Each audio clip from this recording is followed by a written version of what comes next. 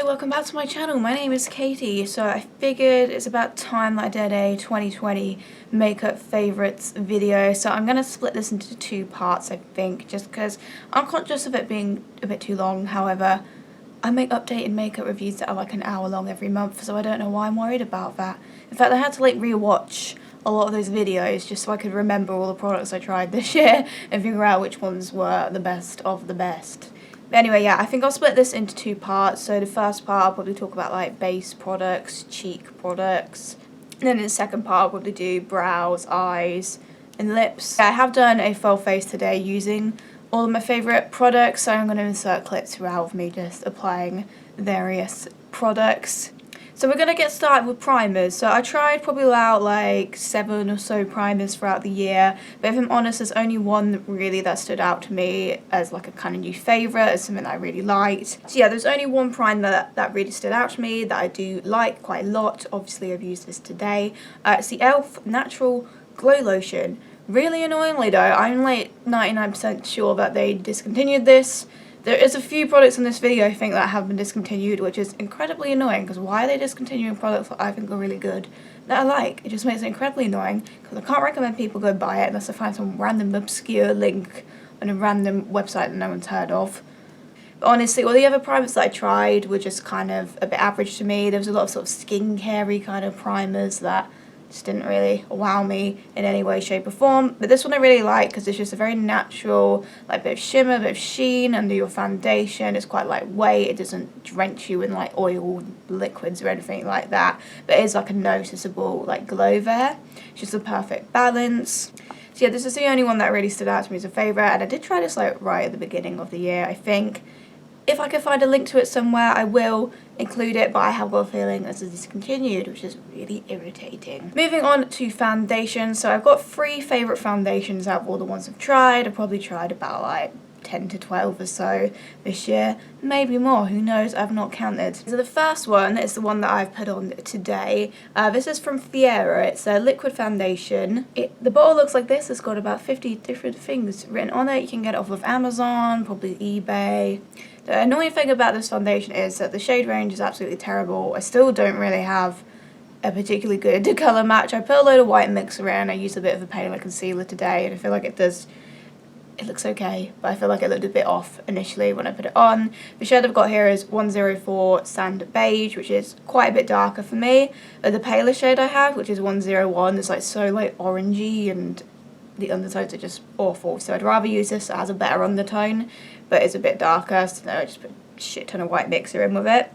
Yeah, the shade range is a bit annoying. Obviously, if you are going to get something, you're probably going to need a white mixer or a dark mixer or some colour correcting shades to get a good match. But the formula of this I absolutely adore. It's got amazing coverage, high medium, buildable to low fold coverage, which is my personal preference. The finish is quite satin. I would say it leans a bit more to the matte side, but it's not dry at all. It is quite flawless looking. It just does a really good job. Also has great wear. So yeah, I was pretty impressed with this because I really didn't expect much at all, because it is pretty affordable. I think it's about £5 or £6. And I know there is another foundation from Fiera that went really viral last year. And I kind of want to try that now based on how much I liked this one, so I may have to give that other Fiera one a go. It is really a shame about the shade range, because otherwise I really like this. I think it's a nice foundation. I'd happily wear it on a night out. I'd happily wear it if I was going out somewhere all day, because it does last. So yeah, I think this is pretty good. If you can find a shade, which might be a struggle, I'd give it a go if you are into a fuller coverage foundation. Another favourite, I think this is probably my favourite out of all of these, the Kiko Unlimited Foundation. So this has got a better shade range. I do find the shade it's a tiny bit dark for me. It's Warm Rose 01, but undertone wise, it's okay. I can get it to work with white mixer. This is probably a little bit less coverage. It's more sort of just a solid medium coverage, but that's absolutely fine for me. I just use a fuller coverage concealer with it. It's more on the matte side, but it's not dry. It's lightweight, it's natural looking, but then it does cover reasonably well at the same time. And again, it has amazing wear, lasts all day. I think this for me is more sort of thing that I'd wear if I was going out somewhere for a day trip.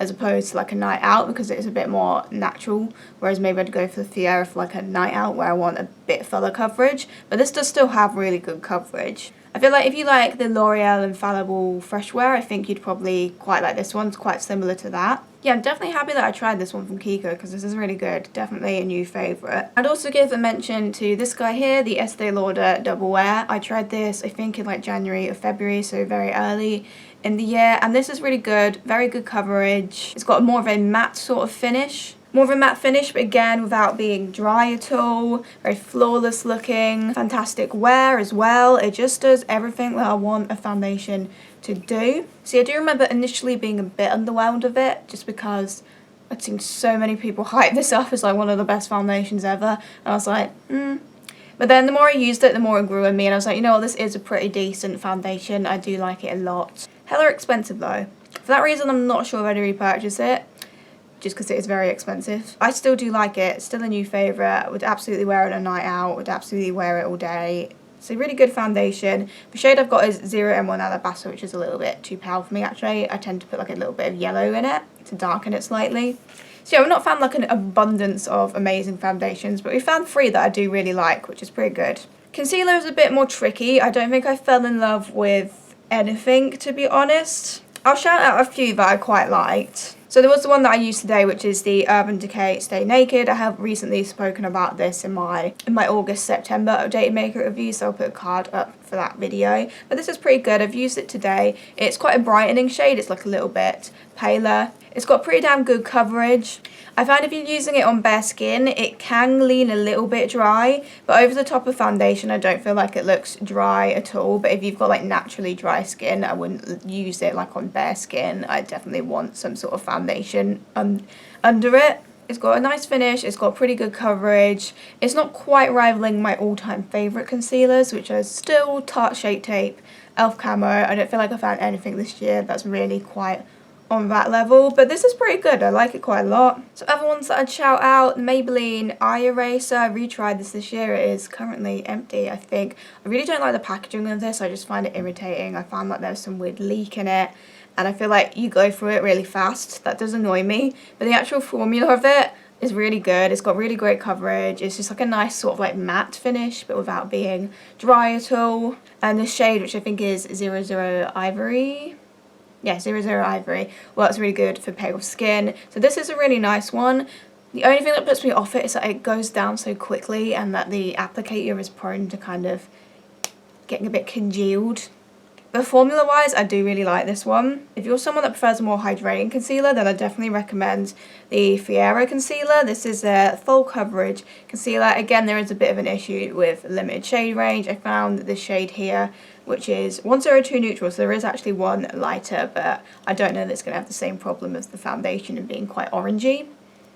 So this one I did have to use like a white concealer with it to get it to work, but it has really surprisingly very good coverage. It is more on the oily side though, which did put me off it a little bit, but I still liked it for the coverage. But if you are someone that prefers a more hydrating finish from concealer, I'd definitely give this one a go if you can find the shade, because it's also super affordable, but it has got really good coverage. I also recently tried this one in November. This is from Technic. It's their 3-in-1 Canvas Concealer, and it's in the light shade, which I think is Porcelain. It's like tiniest bit dark for me, but it does work if you've got quite light skin. And again, this is another one of those concealers that was super cheap, but is surprisingly like really good coverage. Again, I feel like this one is more on the hydrating side, but it's not super oily. It's not as oily as that Fiera one. It's more sort of like a satiny kind of finish concealer. But I've been using this and quite liking it so far, because it has got pretty damn good coverage for a very affordable concealer. It's also got a massive doe foot like the e.l.f. and the Tarte one, so it disperses a lot of product, which I really like. Okay, so moving on to setting powders. So there's 4 loose powders that I'm going to shout out, and then I've got 2 pressed powders. So I'll start with the one that I use under my eyes today, which is the Maybelline Fit Me Loose Powder. It's in 05 Fair.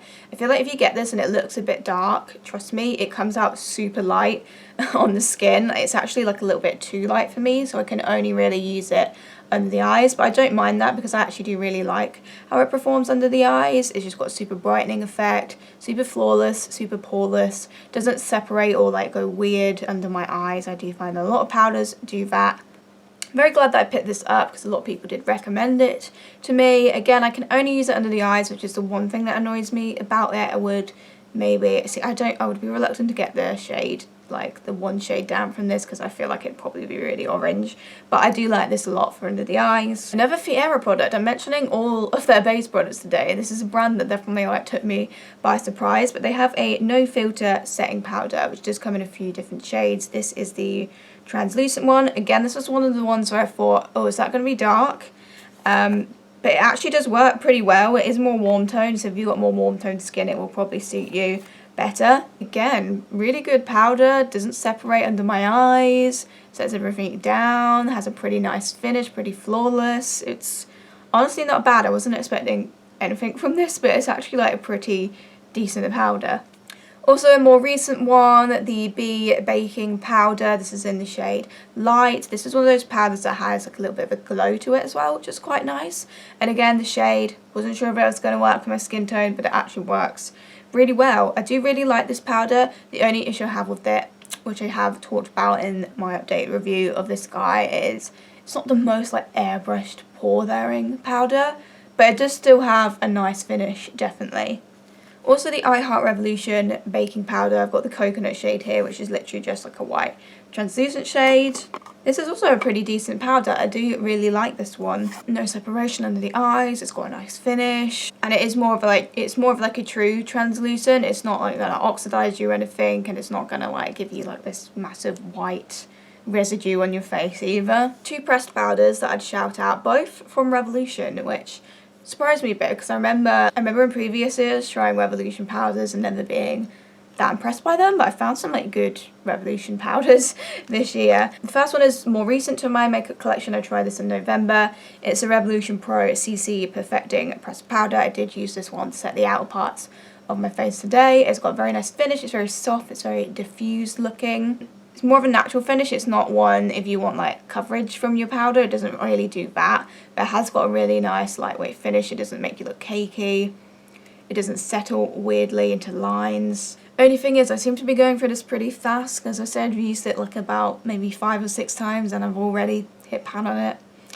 So it's going down pretty fast. Also the shade works really well. They've got quite a decent shade range I think of these though, so you should be able to find something. I've got Warm Ivory here. Also this one from Revolution, so this is their Conceal and Define Satin Matte Powdered Foundation. I have barely any of this left, which is annoying. But this is a type of powder that actually does have coverage to it, which is really nice. I do enjoy it when a powder has a bit of coverage to it. Very flawless, very poreless looking finish with additional coverage. What more could you want? I think this shade does run, this shade is like a tiny bit too pale for me, but I can get it to work quite easily. Also very velvety texture as well. Yeah, very pleasantly surprised by this one. I like this a lot. I definitely feel like I would repurchase this one 100%. So for bronzer, I have 4 favourites for this year. So the one that I use today is this one from Maybelline, which is their City Bronzer. This is in the shade 100. I had tried this, I think, last year already, but for some reason we don't have like all of the shades in the UK, so I hadn't tried the 100 shade. Because the other shade that I had, I just didn't feel like worked for me. This one's got more of a yellowy, caramelly sort of tone to it, which I feel complements my skin tone well. It's obviously quite a pale shade. It's got a great formula, it's subtle, it's buildable, it blends out nicely, it just gives you that sort of chiseled effect. And I've not really got anything bad to say about this guy at all, so I'm very happy that I did find a shade that worked for me. Another favourite, this one from Revlon, so this is their Skin Lights. This is their Skin Lights Prismatic Bronzer in 115 Sunny Kiss Beam, and again I wasn't sure if this was going to work when I like saw it. I was like, does that look a bit dark? Goes on as a pretty pale bronzer shade. It's also got glow in it, which is really nice. Again, perfect formula, subtle, buildable, blends out nicely. I was definitely really impressed with this guy. More recent one from Milani. This is their Baked Bronzer in the shade Dulce. I talked about this in my most recent updated makeup review. Again, very like sort of caramelly toned bronzer, and this one too is more of a glowy sort of formula. And exact same thing as I said about the other two, buildable, subtle, just does a great job at giving you that kind of bronzy glow. And the last one that I'm going to mention is from Kiko. So this is their Tuscan Sunshine Radiant Bronzer in 01 Sweet Honey.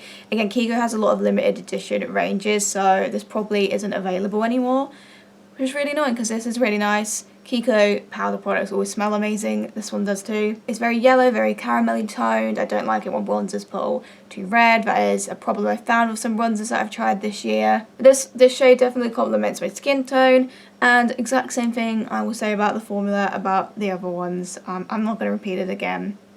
It does all the good stuff. Very much enjoying this bronzer. So yeah, those four I like. Those ones I just found complemented my skin tone the most and just had the best formulas. A pretty decent year for bronzers.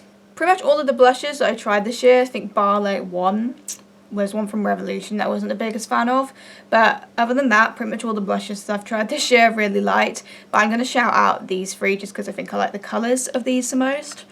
So the one that I've got on today is from LOV. It's their Blushment Blurry Blush. I think this might be discontinued, I'm not 100% sure, but it's in the shade Beautiful Minds Empower Others, and it's quite like a mauvey, cool toned blush. I absolutely love this shade, I adore it. It's probably my favourite shade out of all of these.